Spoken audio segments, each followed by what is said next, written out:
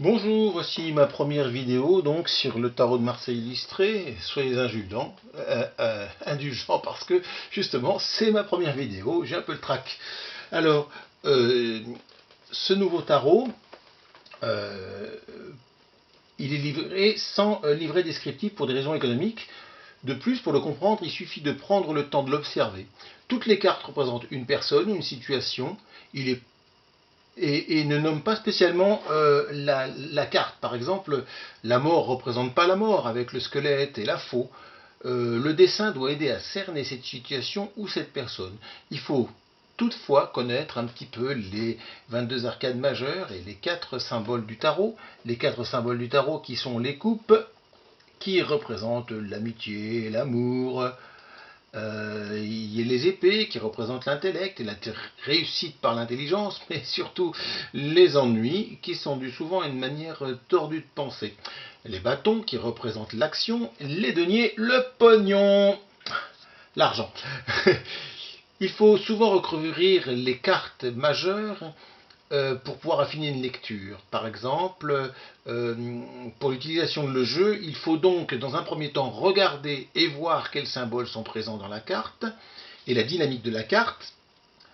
Par exemple, la carte de l'empereur, il y a des épées, un bâton dans le dos et des deniers dans le coffre et dans la bourse, mais il n'y a pas de coupe parce que l'empereur c'est un peu bof pour l'amour.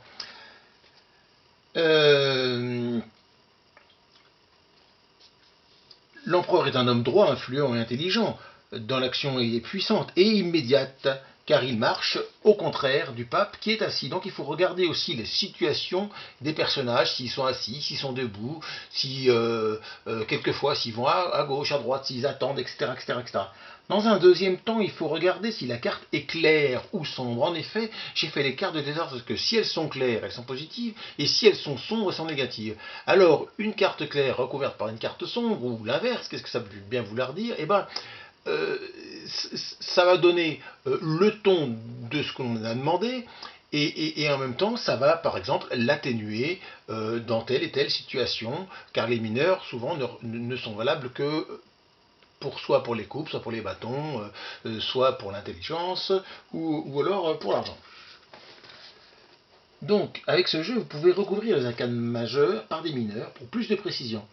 Par exemple, donc, vous tirez la mort, qui est une carte sombre, vous la recouvrez par le cavalier de bâton, qui est une carte plutôt claire. Cela signifie que votre vie sera fortement bouleversée et déstabilisée, mais le salut arrivera rapidement par votre action. L'avantage de comprendre enfin les arcanes mineures, c'est que l'on peut les utiliser pour affiner une lecture.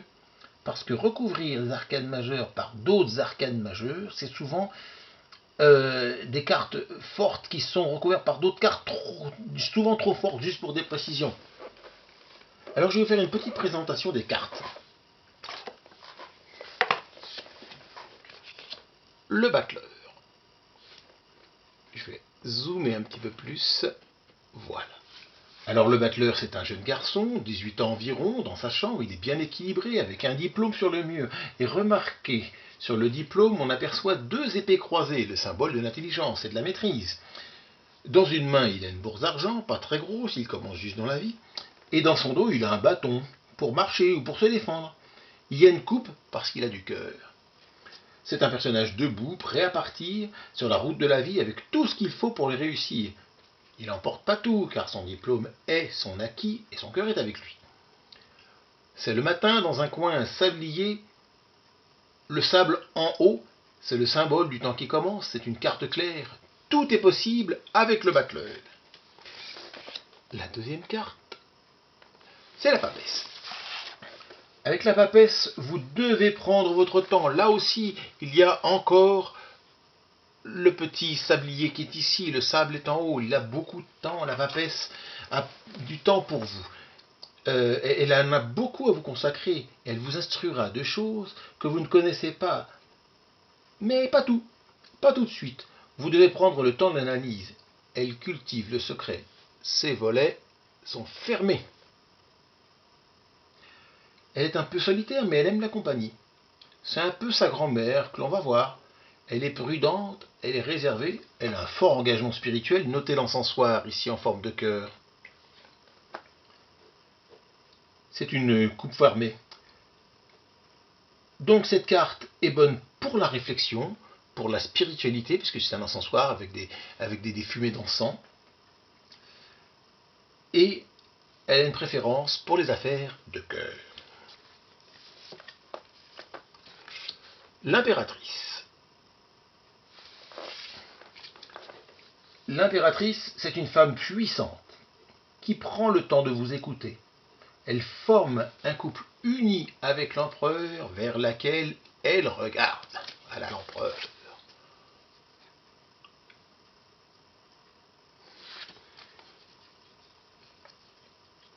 Elle peut vous aider en tout domaine et elle le fera sûrement. Mais elle n'est pas dans l'action immédiate comme l'empereur. Il faut le temps de la réflexion, un peu comme une gestation. Les symboles, la coupe sont présents, l'épée présente, l'argent, là, ici, dans le coffre est présent, mais pas le bâton parce qu'elle n'est pas dans l'action immédiate. Donc, contrairement à l'empereur, qui est un atout important, c'est un homme d'action, puissant, intelligent, droit, il est déjà en partance pour vous aider. Cette carte est claire. L'empereur est positif pour tous les projets, sauf pour le cœur. Vous voyez, il n'y a pas de coupe sur cette carte-là, même s'il y a la présence d'un petit angelot ici avec un petit arc. L'empereur est assez bof pour l'amour. Avec le pape, il faut encore prendre son temps. Il faut prendre le temps d'apprendre. Il est disponible, ça peut être une personne de votre entourage, bien sûr. Hein. Il est disponible, il est généreux, il est conciliant, il apporte une harmonie tranquille. Le pape est une personne dont on attend une bénédiction, une approbation, que l'on ne veut surtout pas décevoir. Cette carte est bonne, remarquez, pour la coupe, l'épée, le bâton, mais pas tout de suite, il faut le temps, il faut réfléchir. Par contre, sur son bâton, il y a des petites cloches, c'est pour vous faire voir qu'il vous fera entendre d'autres sons de cloche. C'est un homme détaché des biens de ce monde. Il est plus spirituel que la papesse, mais plus ouvert aussi. C'est notre bon grand-père, c'est une carte claire. Avec l'amoureux,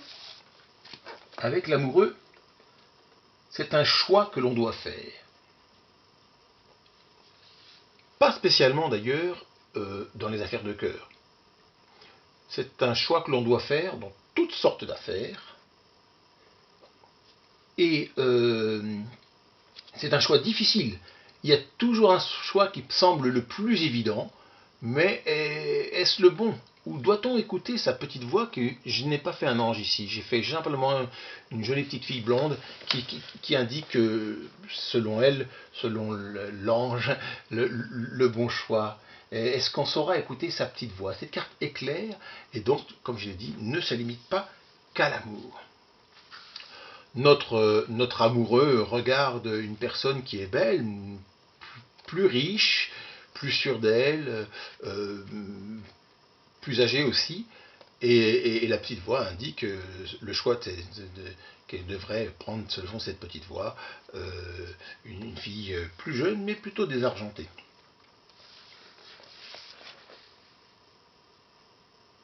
Avec le chariot, on a quelqu'un qui est le roi de sa catégorie, ou en tout cas qui se prend pour le roi. Ça peut être quelqu'un aussi de vaniteux, hein. Mais il vit sa vie à 100 à l'heure. Il est actif, il est dynamique, courageux, toujours prêt à agir avec une énergie fougueuse et passionnée pour atteindre ses objectifs. Les déplacements, car c'est une carte de déplacement, ça ne lui fait pas peur. Il peut être aimé, comme ici, ou jalousé, qu'importe. Il aime qu'on parle de lui. Mais c'est une carte claire. Surtout, le chariot, ici j'ai fait un carrosse, représente la vie de la personne. Et malgré les vicissitudes qu'il peut rencontrer en son chemin, notamment là, les chevaux qui veulent prendre des directions différentes, il maîtrise sa vie. C'est une carte de rapidité et de maîtrise. La justice. La justice, je trouve que le dessin est bon. en toute modestie, c'est l'ordre, la droiture, la rigueur. Elle a aussi un bon équilibre matériel et moral. Elle sait trancher en toute lucidité et elle sait peser le pour et le contre. J'ai mis à gauche le pour, qui est à sa droite en fait, et le contre à droite, mais qui est à sa gauche en réalité.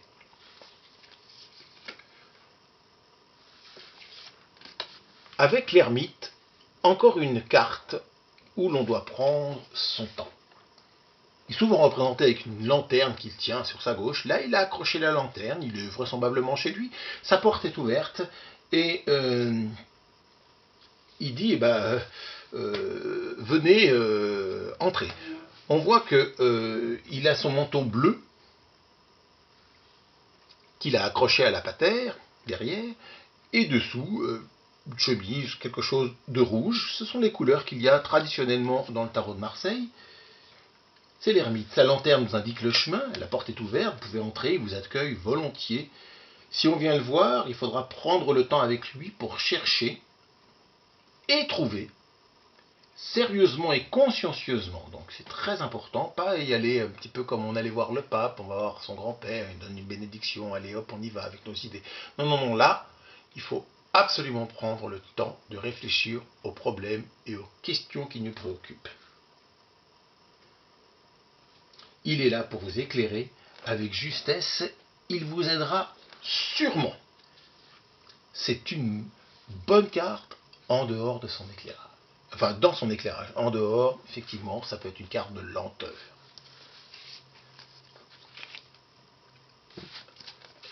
Avec la roue de fortune, dans cette situation, la roue de fortune indique toujours qu'on se laisse porter par les événements, on n'est jamais maître de ces événements. On passe par des hauts, par des hauts et des bas, pardon. Mais en fin de compte, on est relativement confiant en soi et en son avenir.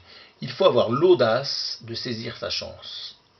Cette carte est claire, active et bien pour toutes les situations. La force, que j'ai représentée ici, un peu comme dans le Rider-Waite, par une petite fille qui ouvre la gueule un peu disproportionnée d'un énorme lion, sans aucun problème. J'y ai rajouté ici, parce qu'elle n'a pas de chapeau, le signe infini. Là c'est clair, elle a une force infinie et en même temps sereine. Elle a la situation bien en main. Ça peut être une personne de votre entourage ou la personne qui tire les cartes pour elle-même par exemple. La consultante ou le consultant. Et donc, elle exerce une pression en douceur pour obtenir, quoi qu'il arrive, à avoir tout ce qu'elle veut, grâce à une force tranquille et infinie et de la volonté. La force vous apporte la maîtrise efficace dans toutes les situations, c'est une carte très claire. Le pendu. Le pendu, dans ce jeu, est un peu différent parce qu'il n'est pas pendu. Le pendu, ça voulait dire, comme il est pendu par un pied, qu'il est obligé de rester, mais il est serein malgré tout. Toutes les autres cartes du pendu le représentent comme quelqu'un de serein. Il est serein, mais j'ai pensé que ce n'était pas nécessaire de le représenter en un pendu. Là, notre pendu, il attend, c'est la nuit, il est forcé d'attendre, il attend patiemment le sablier ici que l'on retrouve, qui dit qu'il doit attendre encore du temps, mais il le fait avec patience. De toute manière, la porte va s'ouvrir. Encore une carte emblématique de mon jeu, la mort, que je n'ai pas représentée avec un squelette traditionnel qui a fauché des têtes de prince ou de princesse, mais donc avec une personne qui est un petit peu mélancolique, sérieux en tout cas, et qui volontairement fait table rase de son passé. Et c'est ça que ça veut dire, l'arcane sans nom ou la mort. C'est plus la mort que l'on côtoyait avant. Quelqu'un pouvait mourir très rapidement à gauche et à droite en travers à cause des guerres et des épidémies, même si on n'est pas sauvé des épidémies. Là, c'est faire table rase volontaire de son passé. Vous voyez ? Elle est aussi appelée l'arcane sans nom. On fait table rase de tout est remis en question. Elle est mélancolique, mais sûrement libératrice. Ça dépend de l'entourage de cette carte. Elle peut entrer dans un processus de renaissance. Elle peut représenter le battleur qui a su faire fructifier tous ses dons, mais suite aux événements de sa vie, décide de repartir à zéro. Une carte plus gaie, très claire, la tempérance. La tempérance est une belle carte, et dans un tirage, elle est positive pour tout remarquer. Elle est positive pour l'amour, pour l'action avec le bâton, pour l'intelligence ou les projets avec l'épée, et pour l'argent ici, avec la bourse qui est au pied de la tempérance, qui domine un peu les deux extrêmes, une colère froide, une colère sanguine, voyez. C'est une belle carte dans un tirage, elle est positive pour tout. Elle est un petit peu au-dessus des contingences, je disais, elle saura faire tout ce qu'il faut pour que ça aille. C'est la tempérance, tout est dans le titre. Le diable. Ah, le diable, eh ben, je l'ai représenté non pas comme quelque chose, un animal un peu extraordinaire, mais comme quelque chose qui a été fabriqué par l'humain lui-même, voyez. Avec lui, nous nous comportons de manière servile, passionnelle, excessive, avide. Il nous apportera tout ce que nous désirons, sauf de l'amour. Nous sommes liés à lui, il nous manipule, il brûle de nous consumer, mais c'est nous qui l'avons placé là où il est. On voit bien que c'est une construction humaine. Et cela veut dire que bien souvent, nous nous asservissons au diable que nous créons. Cette carte influence beaucoup les cartes environnantes. Elle est très sombre. C'est une occasion de la recouvrir par une carte mineure. La Maison Dieu. Autrefois vue comme négative, cette carte se dévoile rarement seule et son environnement autour d'elle est primordial. Dans tous les cas, quelque chose de bouleversant, de brutal, d'inévitable, mais bien souvent salutaire et bénéfique se produit dans les conditions totalement inattendues et imprévisibles. Quelque chose qui peut être destructeur. Vous voyez que la carte est coupée en deux presque, qui